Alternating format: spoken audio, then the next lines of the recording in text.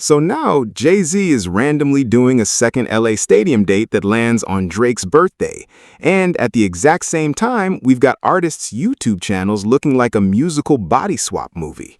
Drake records on Kendrick's page, Kendrick records on Drake's page, and a weird little diss popping up like somebody wanted the whole culture to argue before anybody even got the facts. And if you think this is just fans being dramatic, I need you to sit with one question. Why does every coincidence in this story conveniently create maximum pressure for one guy and maximum chaos for everybody connected to the biggest rap conversation of the year?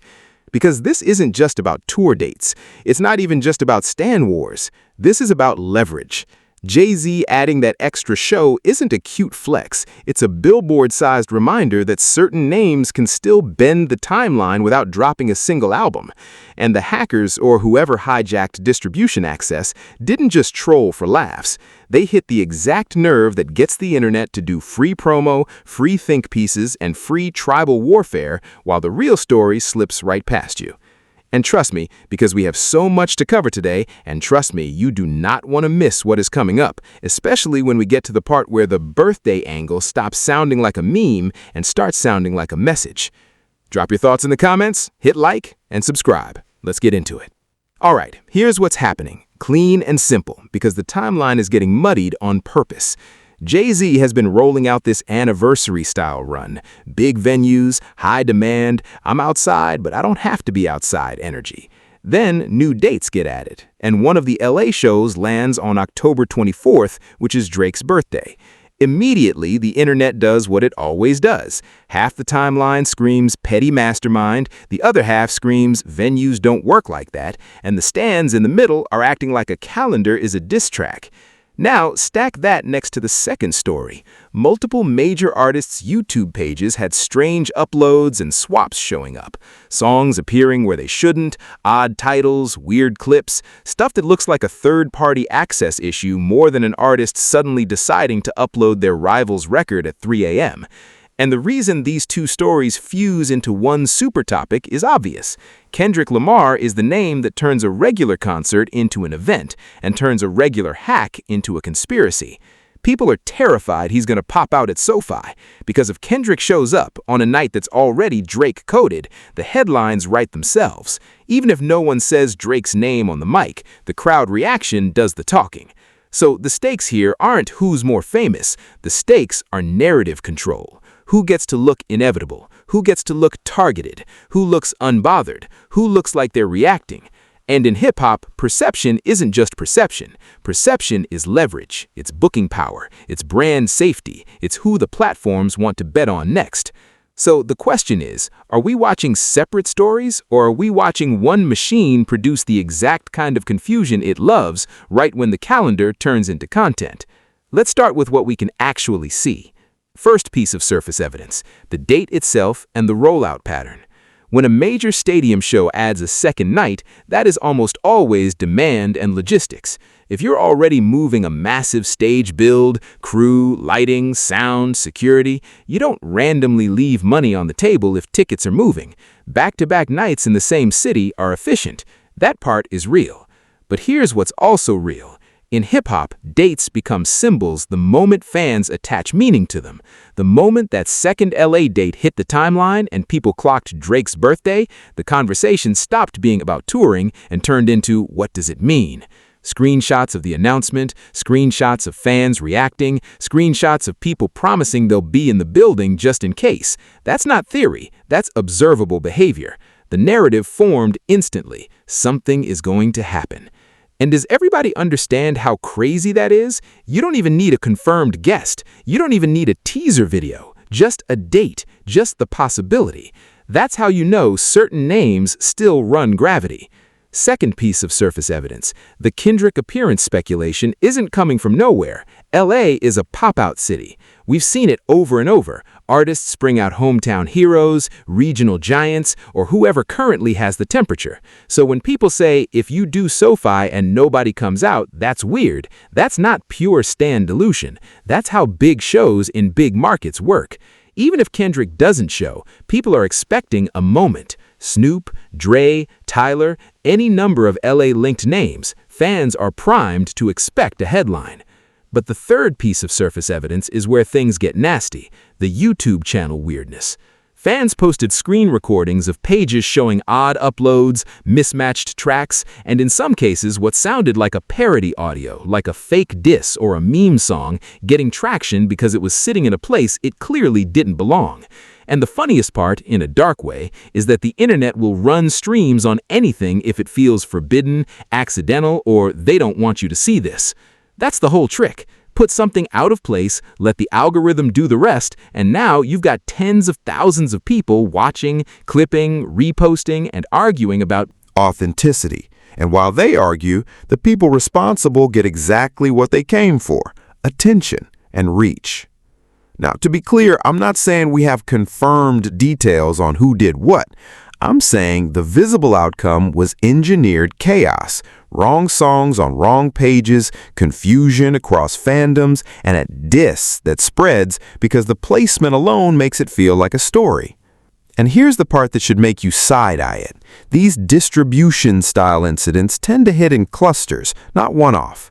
That's usually because access isn't being brute-forced one artist at a time. It's one weak link, one vendor, one login chain, one compromised account, touching multiple catalogs.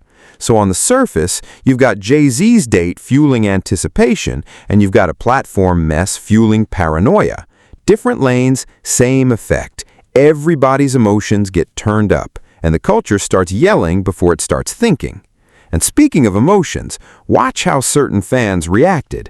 The "it's just a coincidence" crowd is calm. The "Jay is calculated" crowd is loud. But the loudest group? The Birthday Boy Defense League. The Drake stans acting like the universe is unfair because a stadium has an open date on October 24. Like SoFi is supposed to consult OVO headquarters before it lets a billionaire book a weekend. Be serious. And oh, do I have more for you, because the next layer isn't even about Jay-Z being petty or Drake being sensitive. It's about how hip-hop fans have been trained to treat dates, drops, and platform glitches like divine signs. And if you're one of those nothing ever happens people, cool, stay right here, because there are at least 3 cultural signals that explain why Kendrick's name keeps hovering over this like a storm cloud, and why the stans are already pre-mourning, especially once we talk about how the internet treats birthday moves in rap, and why this specific birthday is a magnet for headlines. Now let's get into the cultural evidence, because this is where the story stops being Ticketmaster math and turns into human behavior. Cultural evidence number 1. The way fan bases talk about calculated artists. Jay-Z has had that reputation for decades. Whether people think it's genius, corny, or petty, the brand is that he moves like chess, not checkers. So when a date lines up with someone else's big moment, the culture is conditioned to assume intent. Even if it's not true, the perception is powerful enough to become its own truth online. And the reason that matters is simple. If the internet believes you meant it, you get the credit for meaning it. That's how myth-making works in rap. You don't need a press release saying, "I booked this on his birthday." You just need the crowd to whisper it long enough that it feels documented. Cultural evidence number 2. Kendrick Lamar's pop-out aura has turned into a cheat code. Whether it's a surprise appearance, a one-night-only moment, or a guest verse that flips the whole room, Kendrick's presence is treated like an event, not a feature. So when you attach his name to Jay-Z in LA on a date that's already loaded, the anticipation becomes a product. People buying tickets for the possibility, not the guarantee. And let me give you the nuance so nobody in the comments plays dumb. Yes, it is possible Kendrick never touches that stage. It is possible the show is just Jay doing his catalog and that's that. But here's why that counterargument doesn't save the stans from looking nervous. The fear isn't Kendrick is confirmed. The fear is Kendrick is plausible. And in stan culture, plausible is enough to panic. Cultural evidence number 3. The hack story spread the way diss rumors spread. That's important. It wasn't treated like cybersecurity incident, call IT. It was treated like the ops are at work. People were screenshotting like it was a courtroom exhibit. People were making jokes like it was a freestyle battle. People were ranking the meme audio like it was an album cut. That's not a normal reaction to a normal platform issue. Why? Because diss culture has trained the audience to hunt for hidden shots and accidental leaks. So if a weird track shows up on a major channel, fans don't ask, "Is this verified?" They ask, "Who does this hurt?" And once you reach that point, it's not even about the song anymore. It's about humiliation. It's about the idea of Drake waking up and seeing "not like us" type energy anywhere near his official ecosystem and feeling the culture laugh. That's what stings. Because rap beef is pain, but public comedy is worse. Comedy sticks. Now, cultural evidence number 4, this one's subtle, the way other creators and fan pages framed it. You had people saying, "If you don't think Jay knows what he's doing, you don't know ball." That language matters. That's not "I think." That's "you're stupid if you disagree." That's how the internet locks a narrative in place. Once it becomes an intelligence test, nobody wants to be the one who doesn't get it, so the theory spreads faster than the facts. And if you're Drake's camp watching that, it's annoying because you can't fight it directly. You can't release a statement like, "Guys, please stop thinking Jay-Z is trolling us with stadium logistics." That makes you look bothered. But if you say nothing, the theory grows. It's a lose-lose. And that brings us to the last cultural signal, the timeline's obsession with significant dates in rap. Fans constantly bring up examples of artists dropping on each other, stepping on rollouts, and using birthdays as psychological warfare. Whether those Stories are always accurate or not, the culture believes in them, and belief shapes reaction. So when the date is Drake's birthday, and the city is LA, and the rumor is Kendrick, you basically built a viral headline factory even if nobody intended to. And now we have to hard pivot, because the real story isn't "is Jay petty?" The real story is the system that rewards this kind of chaos, and how both the tour rollout and the YouTube hack point to the same uncomfortable truth about modern rap business. Here's the interrupt pattern. We keep talking about this like it's a rap soap opera, but the bigger issue is infrastructure. Touring infrastructure and distribution infrastructure, and how power moves through those pipes. On the touring side, stadium dates aren't just an artist picking a day. There are holds, routing, insurance, union crew schedules, venue conflicts, sports conflicts, broadcast conflicts, sponsor conflicts. The reason back-to-back dates happen is because it's operationally smart.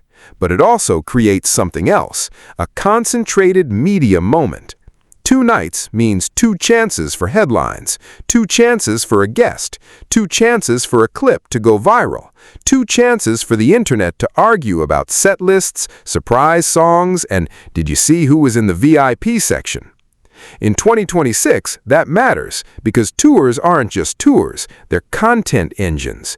Every show is a rollout piece, every crowd shot is promo, every guest is a storyline.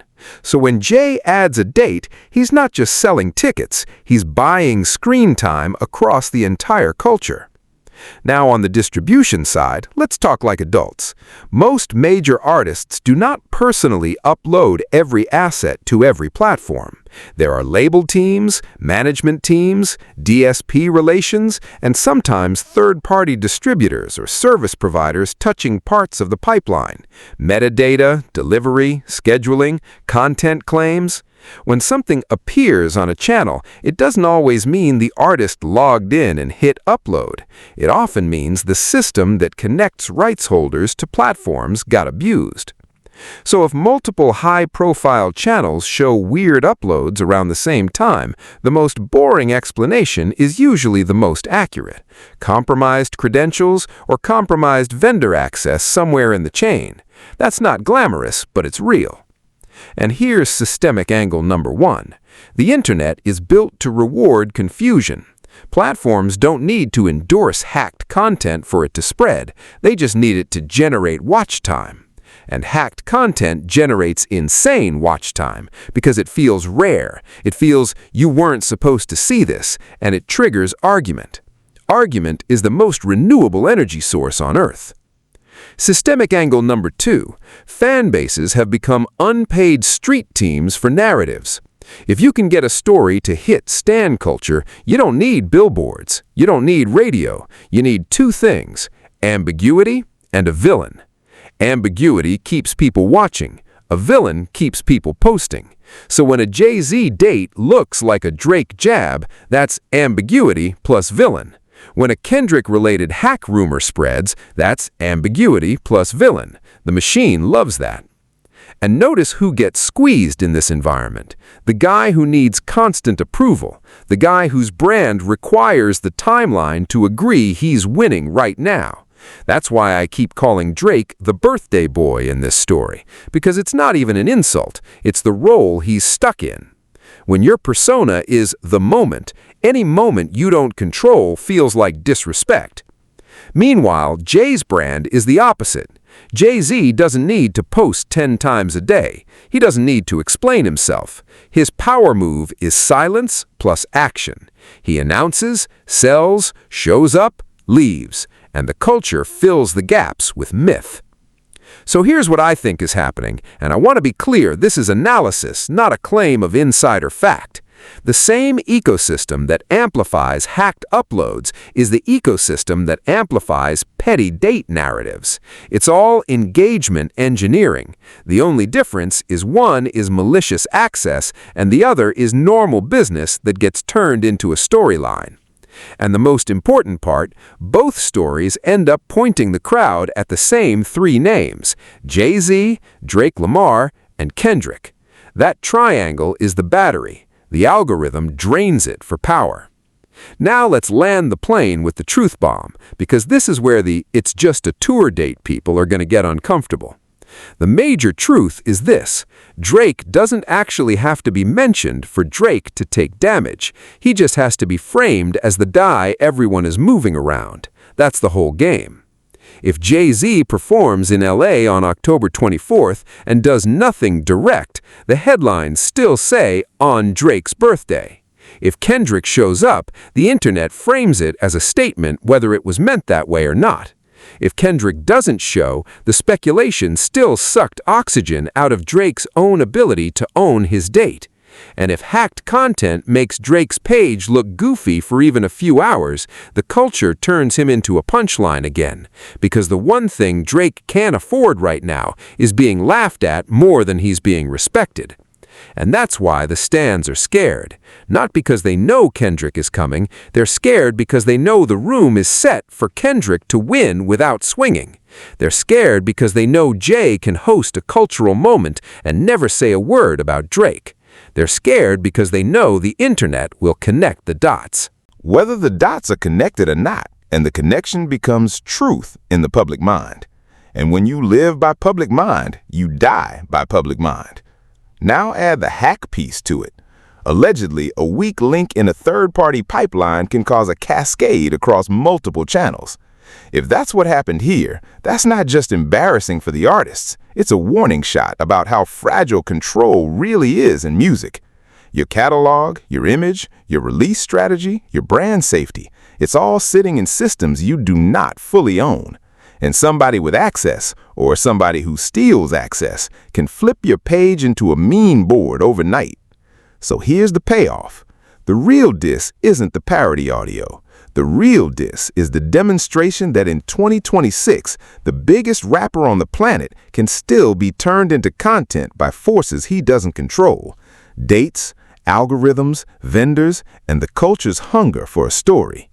That is devastating because it means the war isn't just pen versus pen, it's infrastructure versus ego, and infrastructure wins. Now for the hero resolution, because people always ask, okay, so who's really winning? To me, the winner is the person who doesn't need the timeline's permission. Jay-Z's whole presence in this story is action-based. Add a date, watch demand respond, keep it moving. No panic, no explanation tour, no "guys, let me clarify," just results. And even if you don't like Jay personally, you can't deny the discipline. He doesn't chase the moment, he schedules the moment. And Kendrick Lamar's role, whether he appears or not, still proves the same point. His name alone bends the crowd. His potential alone sells the idea of a historic night. That's power without spam. That's power without begging.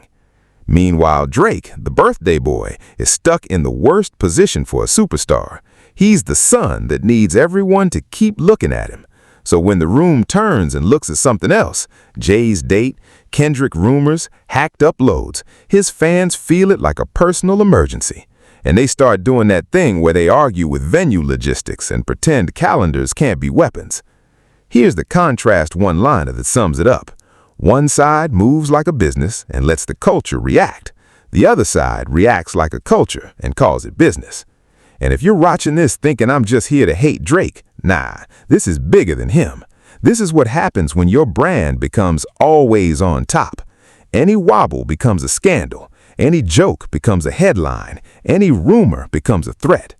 So whether Kendrick pops out or not, the fact that the internet believes it could happen is already the point. The fear is the product. The anticipation is the rollout. And Jay, love him or hate him, knows exactly how to benefit from that without ever looking like he asked for it. And this is only the start, because once these shows get closer, you're going to see the story tighten.